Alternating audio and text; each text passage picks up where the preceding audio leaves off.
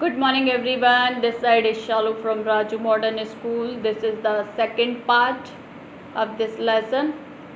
In first part we learnt about noun, pronoun, verb. In this part we are going to learn about adverb, adjective, conjunctions, preposition and last one is interjections. First part में हमने क्या सीखा? हमने सीखा noun के बारे में, pronoun के बारे में, वर्ब के बारे में और इस सेकंड पार्ट में हम सीखने जा रहे हैं adverb, adjective, conjunctions, preposition, interjection के बारे में। चलें एक एक करके सब लेते हैं।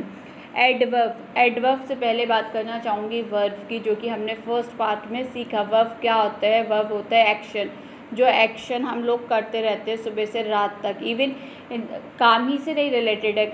एक्शन होता है, आप अगर स्टेट ऑफ बीइंग के बारे में भी बता रहे हो, किसी के बारे में भी बता रहे हो, that is also we are talking about the verb. Just like this is a car यहाँ कुछ काम तो नहीं कर रही है, लेकिन हम बात कर रहे हैं दिस इज़ अ कार, यहाँ भी एक्शन है ना, इज़ है क्योंकि बताया जा रहा है ये कार है।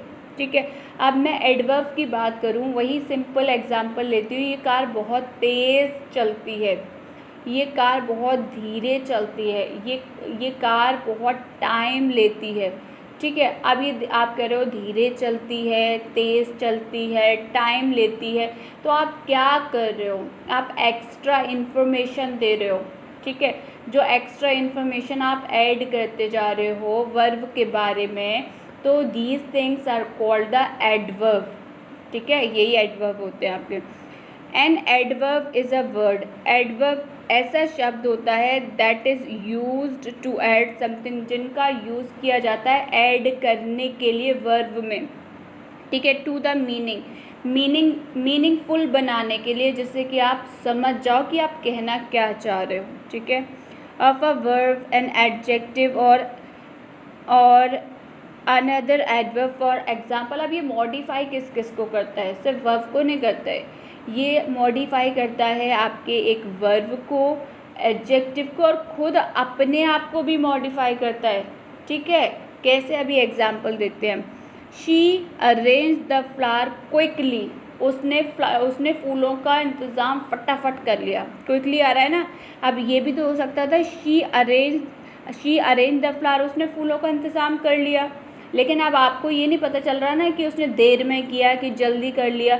अब यहाँ जैसे ही आपने एडवर्ब देखा क्विकली, तो आप समझ गए, उसका सेंस क्लियर हो गया, ये किसके लिए आ रहा है? अरेंज्ड के लिए आ रहा है। क्या किया उसने? जल्दी से अरेंज्ड कर लिया। ठीक है, तो इससे क्या पता चल रहा है? फ़ौरन के फ़ौरन उसने अरेंजमेंट कर ली। ठीक है, तो यहाँ किसको उसने मॉडिफाई किया? वर्ब को किया। ठीक है, हम नेक्स्ट लेते हैं। ही पेंटेड द वॉल केयरफुली। उसने ध्यान से पेंट किया। यहाँ भी किसको कर रहा है? पेंट। यहाँ किसका है? ये सेकंड फॉर्म है आपका पेंटेड। काम किया गया है तो वर्ब है, तो इसको मॉडिफाई कर रहा है केयरफुली। एडवर्ब ज़्यादातर लास्ट में आते हैं और पहचान होती है LY। इवन हर में LY नहीं पहचान होती है, but in more cases we can identify by LY। ठीक है, ज़्यादातर LY लिखा होता है, लास्ट में होते हैं। इवन इनका MPT चलता है, मैनर, प्लेस, टाइम, वो बाद में डिस्कस करेंगे कभी। दे saying the song extremely well. अब देखो यहाँ दो एडवर्ब आ रहे हैं। हमने कहा ना एडवर्ब किस किस को मॉडिफाई करता है? वर्ब को भी करता है, एडजेक्टिव को भी करता है और ख़ुद अपने आप को एडवर्ब को भी करता है। देखो यहाँ उसने एडवर्ब को ही मॉडिफाई कर दिया। दे सेंग, अब दे किस लिए आ रहा है? बहुत सारे लोग होंगे, उन लोगों ने गाना गाया बहुत ज़्यादा अच्छा। हम ये भी तो कह सकते थे दे सेंग द सॉन्ग वेल, एक एडवर्ब आ जाता। अब यहाँ कह रहे हैं एक्सट्रीमली, बहुत ही ज़्यादा अच्छा गया, तो उसने एडवर्ब को भी मॉडिफाई कर दिया। दो एडवर्ब आ रहे हैं। ठीक है, लेबोरियसली ही क्लिम्ड अप द माउंटेन। बहुत उत्सुकता से वो वहाँ चढ़ गया। कहाँ पर? माउंटेन पर। तो ये सारे आपके देखें, quickly, carefully, extremely, well, laboriously. देखो वेल में LY नहीं आया, स्टिल ये अभी भी आपका क्या है? एडवर्ब है। ठीक है, चलें आप पढ़ते हैं एडजेक्टिव। एडजेक्टिव क्या होता है? जैसे हमने पढ़ा वर्ब को अगर हम मॉडिफाई कर रहे हैं, वर्ब के बारे में हम एक्स्ट्रा इन्फॉर्मेशन प्रोवाइड कर रहे हैं, तो वो एडवर्ब कहलाता है। अब हमारे पास पार्ट्स ऑफ स्पीच में नाउन भी तो है। तो जैसे मैंने बोला Aishwarya Rai is beautiful actress. अब ब्यूटीफुल क्या है, ठीक है, यहाँ तो कुछ काम नहीं हो रहा, यहाँ काम भी नहीं कर रही वो, लेकिन ऐश्वर्या राय के बारे में बताया जा रहा है। तो जब हम नाउन के बारे में कुछ एक्स्ट्रा इन्फॉर्मेशन देते हैं तो वो एडवर्ब यूज़ करके देते हैं। चलें सीखते हैं। N adverb is a word. Adverb ऐसा वर्ड होता है दैट डिस्क्राइब्स अ नाउन, जो किसके बारे में बताता है, नाउन के बारे में बताता है। और नाउन क्या होता है, नेम होता है किसी भी चीज़ का, ठीक है, name, person, place, anything, and we can not see everything but we can feel also, we can listen from other person, right. दूसरे लोगों से हम सुनते हैं, किसी का नाम सुनते हैं, इवन हम देख नहीं सकते हैं। बहुत सारी फीलिंग्स होती हैं, इमोशंस होती हैं, कंडीशंस होती हैं जिनको हम सिर्फ महसूस कर सकते हैं, ठीक है। So all these things are called the noun if we are talking about all those nouns. So definitely we are going to use adjective to modify those nouns. उन nouns को कहीं ना कहीं हम modify करने जा रहे हैं, तो किसके ज़रिए करते हैं, adjective के थ्रू करते हैं, right?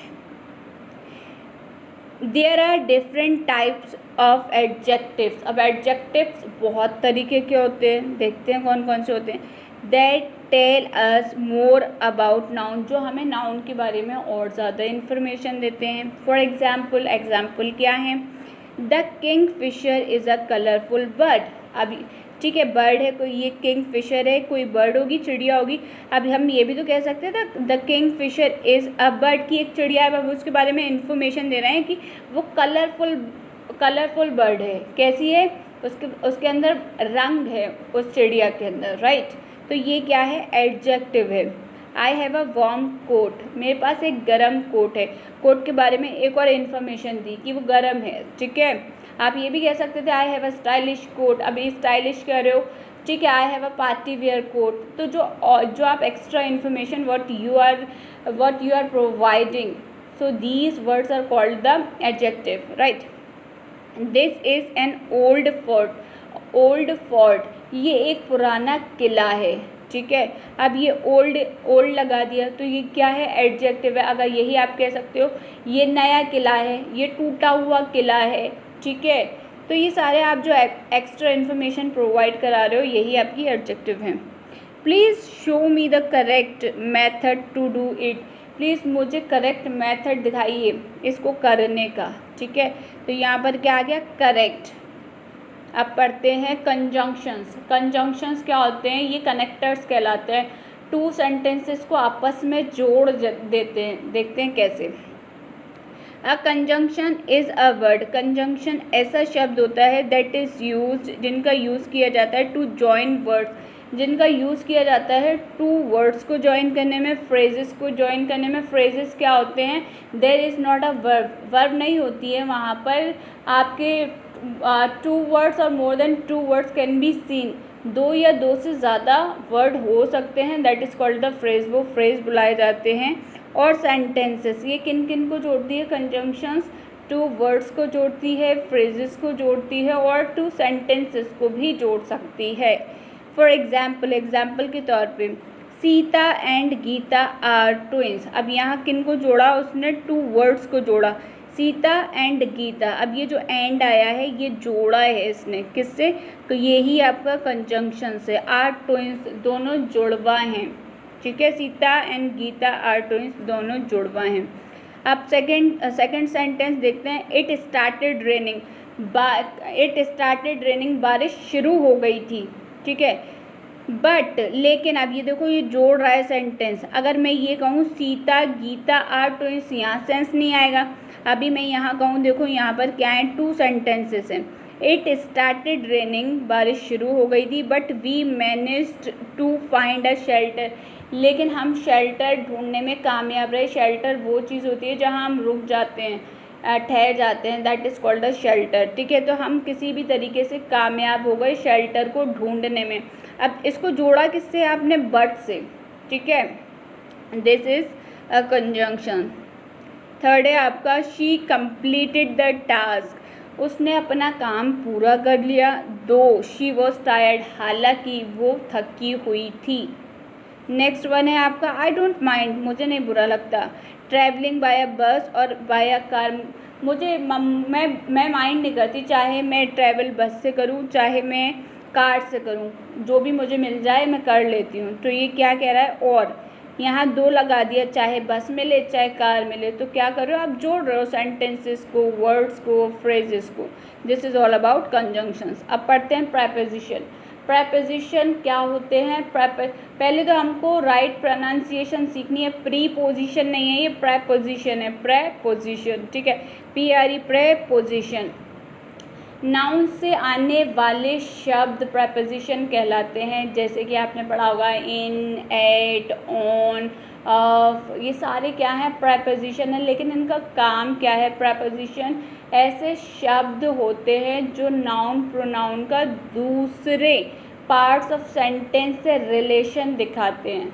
जैसे मैंने कहा आई एम ट्रेन, ये क्या सेंटेंस सही है? अगर मैं यही बोलूँ आई एम इन ट्रेन, तो आप समझ जाओगे कि मैं ट्रेन के अंदर हूँ।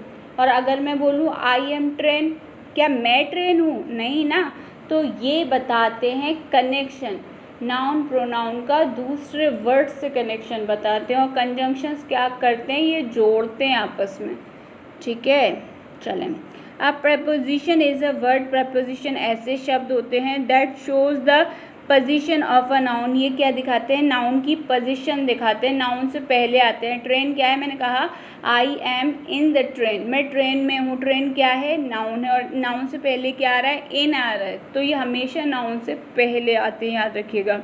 और a pronoun in relation to something, मैंने बता दिया ना, प्रेपोजिशन ऐसे शब्द होते हैं जो नाउन प्रोनाउन का दूसरे पार्ट्स ऑफ सेंटेंस से कनेक्शन बताते हैं सेंटेंस के अंदर। For example, Johnny kept the broom under the cupboard, जॉनी ने झाड़ू कहाँ पर रखी, कप बोर्ड के नीचे, ठीक है।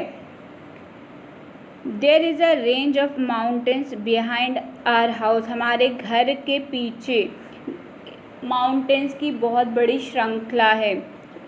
There is a range, range होती है श्रृंखला, जहाँ पर पहाड़ होते हैं। तो कोई बता रहा है हमारे घर के पीछे पहाड़ों की श्रृंखला है, ठीक है। Humpty Dumpty set on a wall, Humpty Dumpty दो कैरेक्टर हैं, वो कहाँ पर बैठे, वॉल पर। अब देखें ऑन आ रहा है, यहाँ देखें अंडर, यहाँ पर आ रहा है बिहाइंड पीछे, और यहाँ पर आ रहा है आपका on. The mouse ran into the hole, अब चूहा कहाँ पर दौड़ा, इनटू द होल के अंदर, के अंदर। अब यहाँ आ रहा है आपका इनटू, देखें यहाँ पर आपका आ गया अंडर, बिहाइंड, ऑन और into. All these things are called the preposition.